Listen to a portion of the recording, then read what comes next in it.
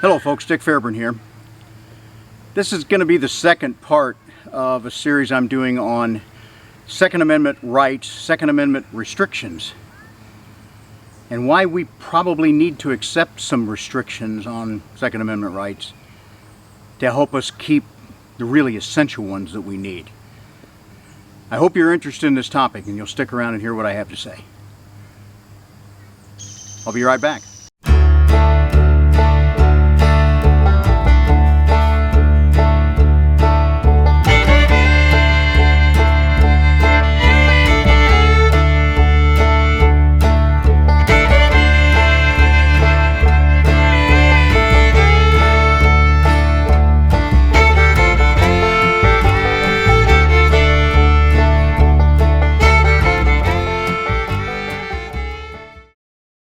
Okay, I'm going to talk about red flag laws. These are the most recent kind of restriction we see on Second Amendment rights. And some are done well, some are done horribly. Different states have different ways of doing things. As most of you are aware, this is a way for a government entity, often a law enforcement agency, to seize your weapons from you based on the idea that you may be a threat to yourself or others.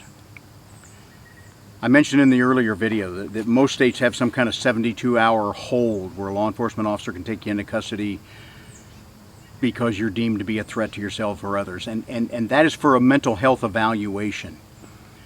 But the red flag laws go a step beyond that. We not only can maybe get you examined, but now we can take your guns away from you. And there are times when I think that's appropriate. In some states, the law requires some form of due process. In other words, a hearing before a person's firearms can be seized. And I think this kind of a situation is workable. Other states, almost anyone can make that request. And police agencies who are willing to go along with that are allowed to seize weapons without a hearing, without a due process hearing before the seizure. Now they claim that our laws have due process, but it usually requires a hearing after the weapons have been seized. And the return of those weapons may be almost impossible if you've got a judge who is anti-gun to begin with. And the complainant can be almost anyone, including people who have an axe to grind against the person who's going to have the weapon seized. Even a vindictive ex-spouse can go into the right law enforcement officer or agency and get someone's guns taken away with little genuine fact to back it up. And as you might imagine, these are liberal states, anti-gun states to begin with. Illinois has such a law, and to tell you the truth, I don't really know that law inside out. So here's my red flag story. A couple of years before I retired as the public safety director in this community, we got a complaint from the manager of a fast food restaurant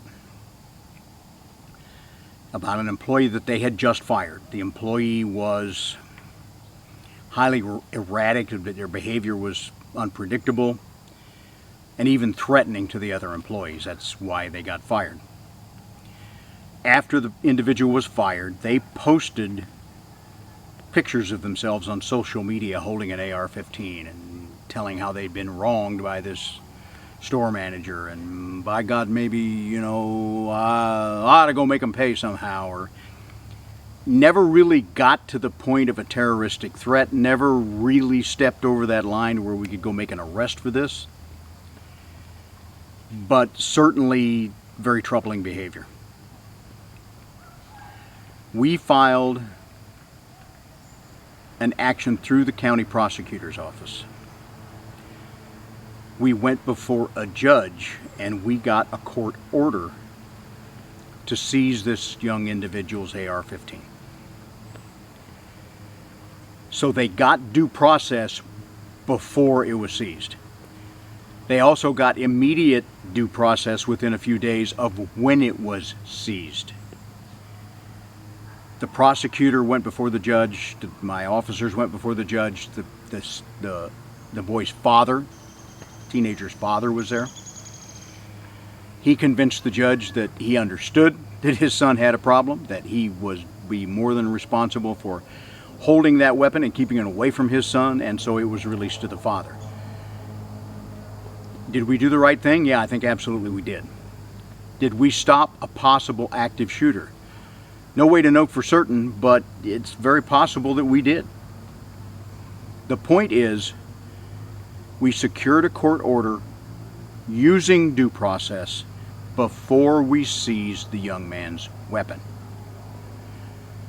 Now, is my understanding within the law in Illinois, we didn't have to do that. We could have done that without the judge's permission and without a court order. But I could not, as a Second Amendment proponent, I could just not allow my agency to do it that way. We went about it a different way, and I think we did it the right way. I completely disagree with those red flag laws which do not fully screen the motivations of these complainants and that do not require due process before seizure. I think those kind of laws in those liberal states are unconstitutional, and I urge the Supreme Court to set severe restrictions on those kind of laws. I'll tell you one more story here when I'm talking about not really red flag laws, but how this can be stretched. And I think in some ways this kind of illustrates why Shakespeare said, first thing we do, let's kill all the lawyers. Well, maybe not all the lawyers. In the last few years, at least here in Illinois, when a police officer is involved in a divorce proceeding, all too often their spouse's attorney, at least here in Illinois, will have that spouse secure an order of protection against the officer. They will go to, usually it's female, they'll go to a women's crisis line. They'll allege that, oh, he's hit me before, or he's threatened to hit me and I'm afraid of him and I don't know what's going to happen during this divorce and oh my God, I'm scared and blah, blah, blah. They'll allege that that officer has threatened or intimidated them in some way. Orders of protection like this are very easy to get in Illinois. I think judges are afraid not to give them for fear that if they don't give the order of protection and something happens, that, oh my God, they're going to look like, well. What this does is kick in a federal regulation restricting gun possession in domestic violence cases. And an order of protection is prima facie evidence of domestic violence until it's proven otherwise. That means often that officer has to be put on administrative leave because they can no longer be in possession of a firearm. An essential tool that they have to carry with them every day on their job, they can no longer legally possess while this OP is in effect. So we got to put them on administrative leave. We got to go before the judge who issued the order of protection. We have to convince them that this is at least partially untrue, that the officer is no kind of a threat to anyone beyond normal. And then generally we can get that judge to write an exception to the OP to allow the officer to be armed while on duty.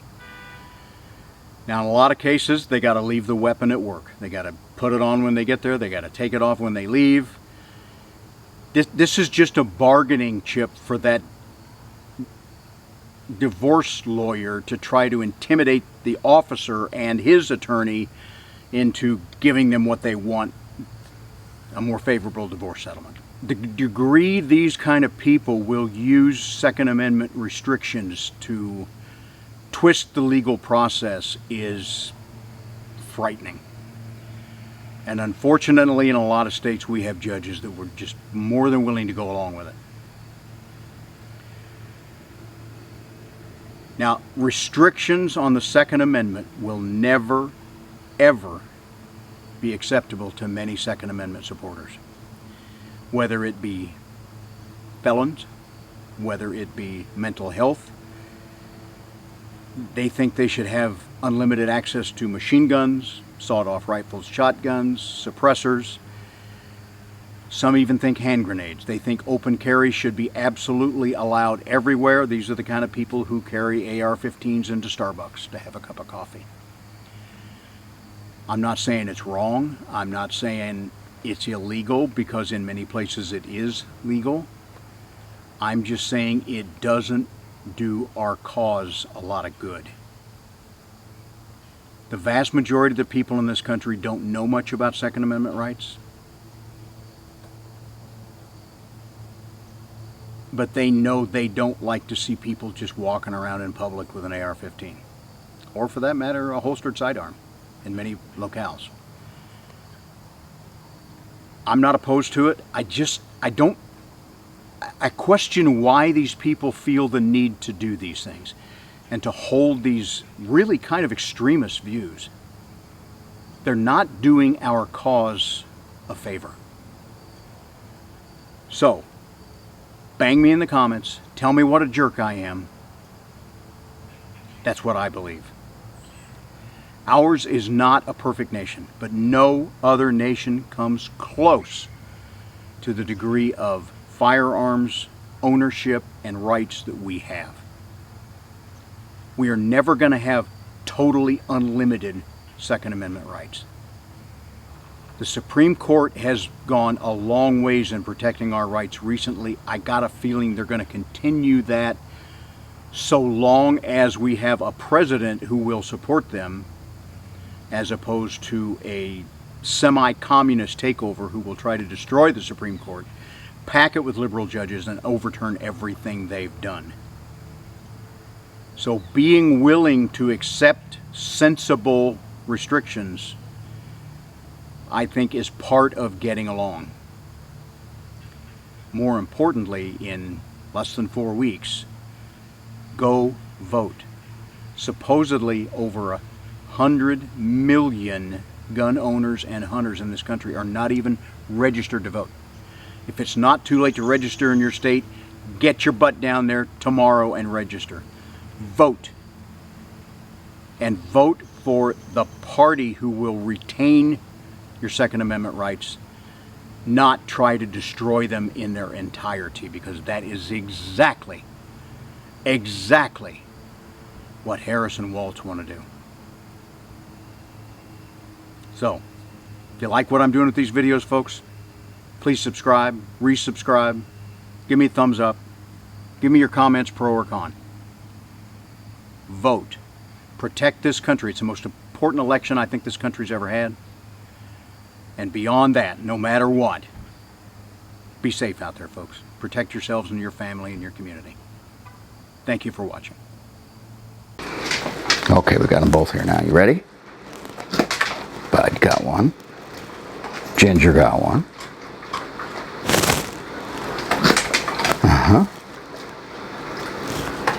Oh, she missed it. She usually gets them, doesn't she, Bud? Okay, girl, last one. You ready? You ready? Yeah! That's all there is till next time.